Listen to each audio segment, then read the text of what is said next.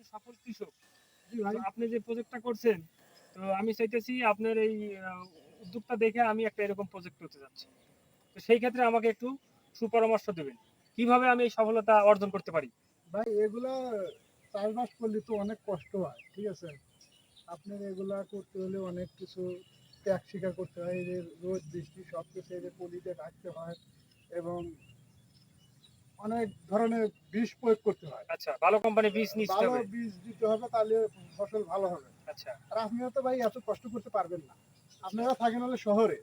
এই গ্রাম অঞ্চলে এইসব কাজ আচ্ছা, কৃষিকাজ তো আপনাদের পারবেন আচ্ছা না। আমরা চাচ্ছি যে গ্রামে এসে কিছু আ ভালো কৃষকের কাজ কর্মু, প্লাস এরকম প্রজেক্ট কর্মু। যাতে দেশের উন্নয়ন, নিজেদের উন্নয়ন। হ্যাঁ, এটা একটা ভালো উদ্যোগ। যদি আপনি করতে পারেন কিংবা আপনি যদি করেন, আমি আপনাদের সহযোগিতা করব এবং কখন কি লাগবে করে দেবো, সমস্যা নেই। আপনি যদি উদ্যোগ নেন, আচ্ছা, আমি ওটা আমরা চাচ্ছি যে দেশটারে গ্রামটারে একটু শহরে পরিণত করা।